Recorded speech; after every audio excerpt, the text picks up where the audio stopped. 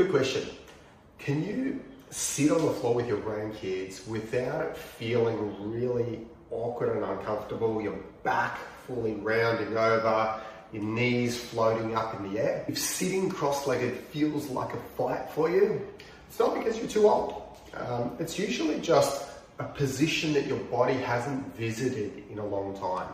Sitting cross-legged isn't just one thing. It's sitting with your knees bent, your hips rotated outwards at the same time. And if you haven't done that combination of movements through that lower body area of yours for quite a while, your body almost treats it like a very unfamiliar position. So you get the two classic things, as I just mentioned, that your knees will really start to float up in the air and your back will feel rounded. Here's the key. It isn't about forcing flexibility. It's more just about reintroducing that position and that range to your body so that your body gets used to being in that position once again and your tissues start to adjust and everything becomes a little bit more flexible and mobile. Your hips don't necessarily need to be forced. We don't need high intensity. We just need to gently spend a little bit of time in this position, but there are some nuances, and if you're super tight, it feels super uncomfortable being in this position, then there are some options of how you can graduate to getting to that position.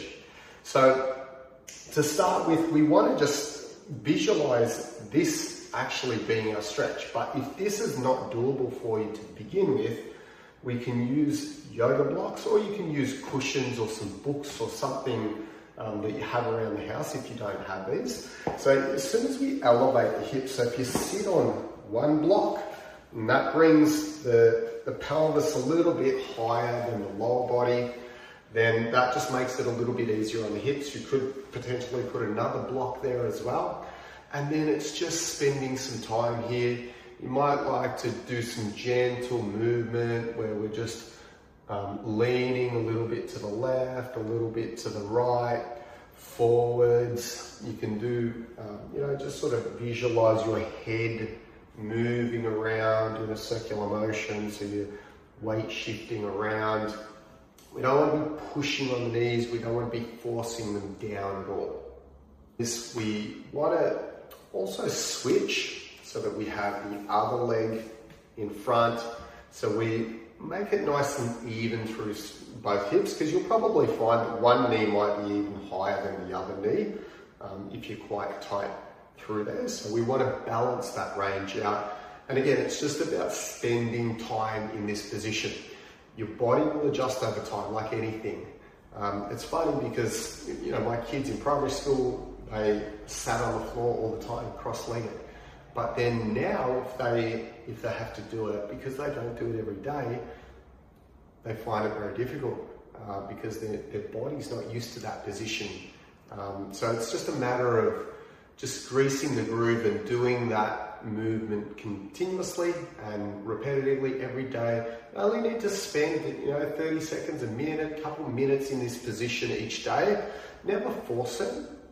And you'll definitely notice a difference over time, and it'll feel a lot more comfortable, and you'll be able to sit and play with the grandkids much, much easier. You might sit like this while you're watching television, while your grandkids are playing with some Lego or something like that, or some little cars. Get down on the floor so you can get down to their level and enjoy that time with them.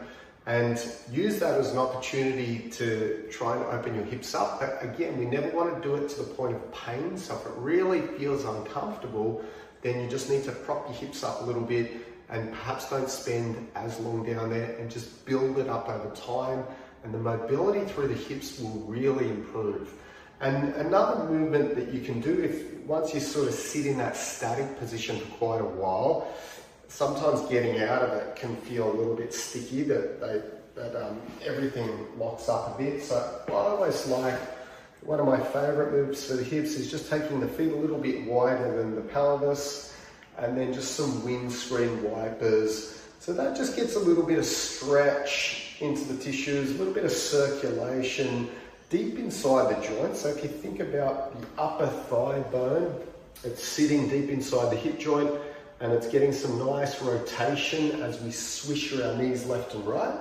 So that can be really good to get some circulation through that area as well, especially after we've done the cross-legged sitting. And you may even like to do this sitting up on the couch or something that's soft, or your bed or something like that. Always want to make things comfortable. You never want to really force our body into something. When we try and go too aggressively and we force it, that's when our body will reflexively tighten up to protect itself because it thinks it's going to get injured. So we need to just relax it and allow it to regain that stretch and that flexibility over time. And it does take a bit of time, so be patient.